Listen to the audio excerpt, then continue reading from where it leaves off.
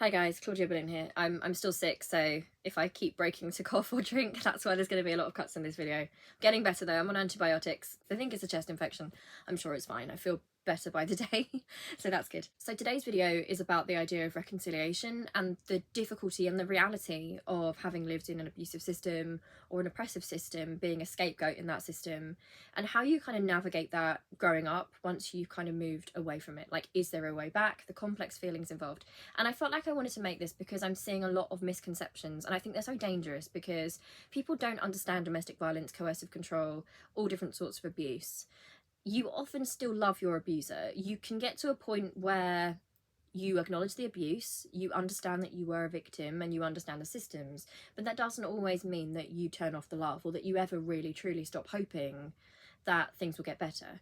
Because especially when it's in a family system, such as Harry's system, these are the people that have been around you your whole life. And what people don't understand about domestic violence and abusive relationships is, people who don't understand think they're all horrible all the time, but that's not the case. So often in domestic violence cases where it's more difficult to spot, you've got a kind of Jekyll and Hyde situation where you'll start to notice as you get more healthy that things are fine as long as you're second best. Things are fine as long as you're not setting boundaries. Things are fine as long as you're putting them first. It's when you try to assert yourself and assert your boundaries that things start going wrong.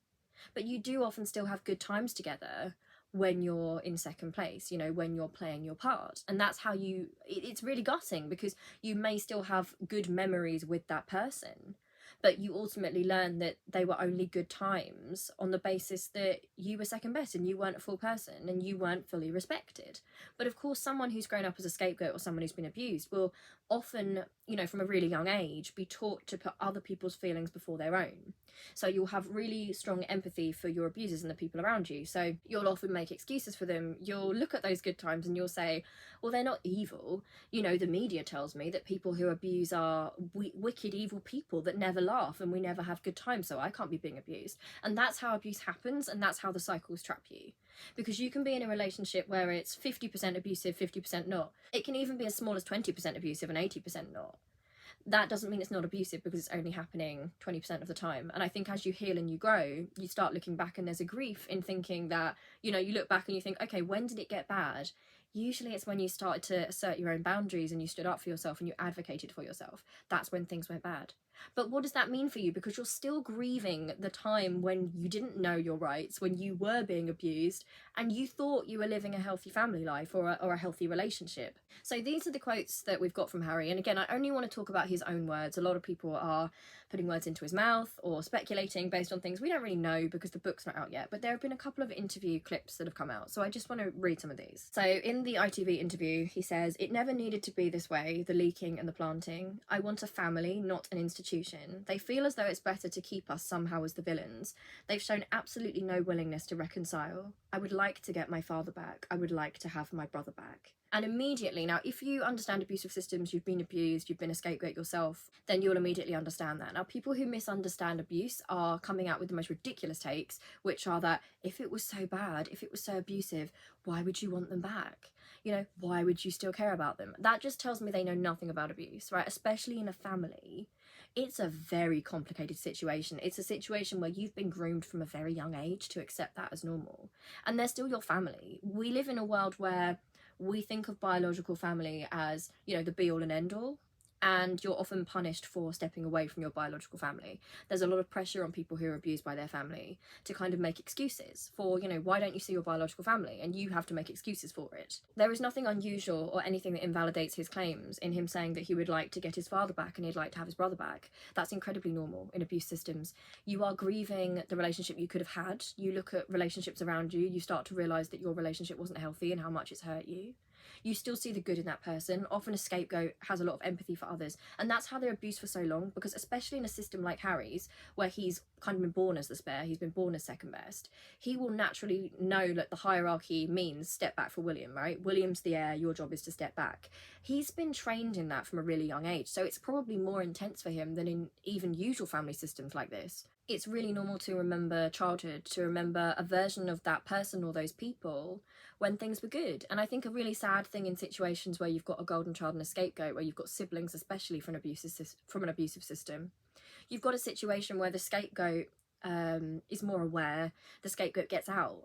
But it's not so easy. You don't just hate the sibling, you know, because you've grown up with that person and because you've grown up in that system and you have the understanding of that system. There's also a lot of pain, and there's grief not just for you and your relationship, but there's grief for them, because there will be times when I'm sure you've seen their goodness and their kindness, and you have to understand that that's been warped by the system. You know, a golden child and scapegoat system, which I've got a video coming on with regards to William and Harry, is gutting. It's absolutely gutting for a scapegoat sibling, because they still have hope that there's some way of their sibling getting out.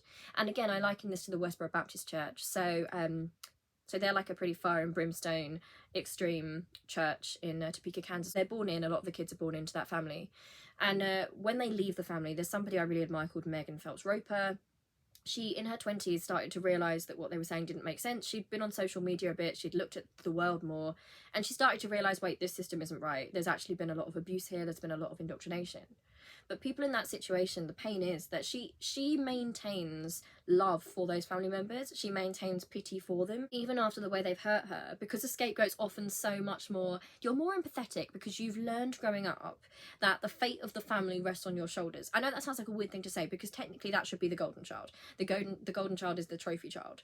But you also know as a scapegoat that the family system exists because you are a scapegoat. You know, a scapegoat has to exist in a dysfunctional family, because it can't be that people look at the family falling apart and think there's something wrong with the family. There's got to be a person that there's a problem with. And sometimes the scapegoat will rotate, you know, sometimes this changes. So when a scapegoat removes themselves, first of all, they'll try to be abused from afar, but then they'll have to find a new scapegoat. They will try and do that. But as a scapegoat who gets out, and again, you are the lucky one if you're a scapegoat who gets out or who understands it. You understand that system intimately, and you've grown up pitying and holding empathy for your abusers, because especially in a family, for many years, you might be someone who's more aware of a family system. So you might have been aware as a child, you might have been making excuses already. You might have been thinking, this person I can already see as a child is only abusing me because I can see they've been abused. I can see the pattern. You'll often see people in this situation, not just scapegoats. Sometimes you'll get a golden child who allies with their scapegoat sibling, and it will, you know, it will all be all right.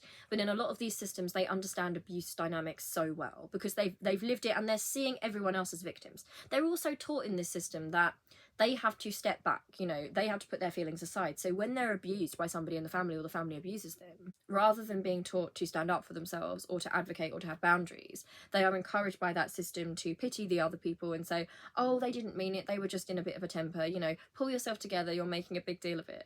You learn to put your own feelings aside, which makes it so much harder when you're an adult and you're trying to get out, because you've been conditioned to make excuses for other people abusing you, especially in an early stage. Now, I don't know with Harry's personal feelings where that will go. You know, at the moment, he seems to be mourning the family that he wishes he had, saying that he wants to have his brother back. It makes perfect sense. It doesn't mean that there wasn't abuse in the family to say he wants him back. It's really common in a family that's abusive. Look at Megan Phelps Roper. There's this 3-part documentary by Louis Theroux where he kind of talks to the Westboro Baptist Church, and it's interesting in the context of Megan Phelps Roper because you're seeing somebody who starts indoctrinated and then leaves.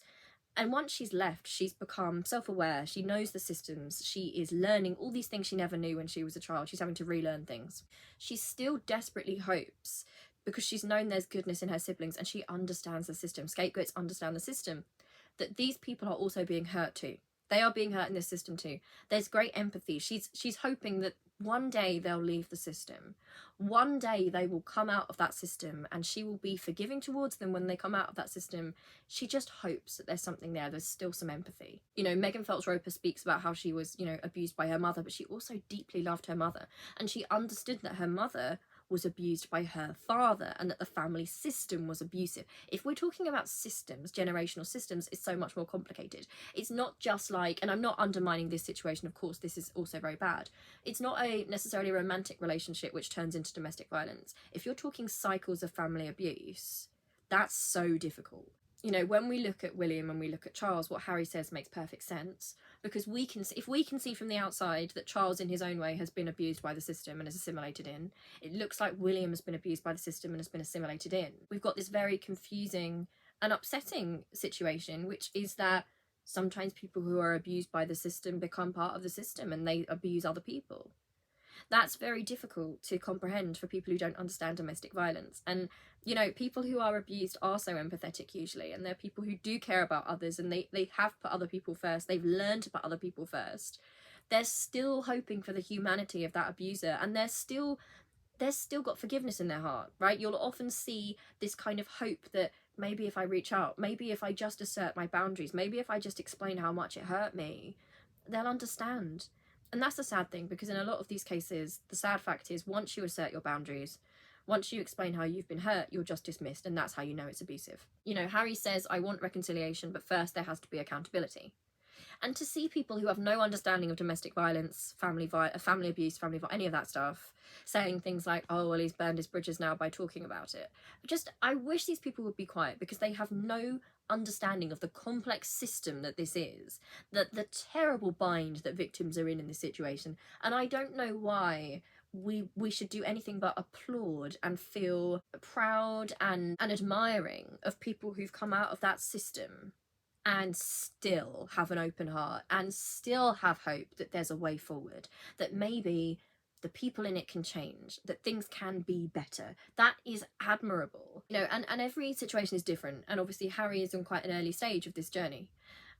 While he was being the spare, being the second best, ignoring the abuse in the family, not asserting his needs, not having boundaries, you know, everything was kind of okay. And I say okay, but only that was how he would have probably viewed that as okay, because that was what he was used to growing up. You know, that was what he thought was normal.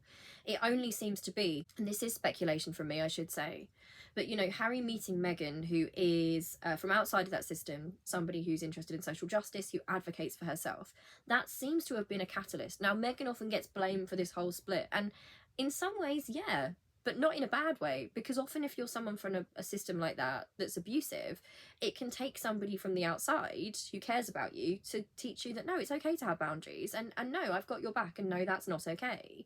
Sometimes you need that person, because remember, when you're the scapegoat, you're taught that you're crazy and you're the problem, and maybe you're misinterpreting people, and, you know, these people have really stressful lives. You know, if they abuse you, like, you know, it's probably my own fault because I annoyed them, and they're under so much pressure. And that's the mindset. And again, that's why people don't leave. That's why people don't report family abuse, because there's also love, there's also care. But the care is conditional, right? The love is conditional. It's not healthy love. There is a love there. I can't deny that. There are people who are abused by their abuser, and there'll be love there until the day they die. You can't necessarily just kill that love always, although it might be easier to.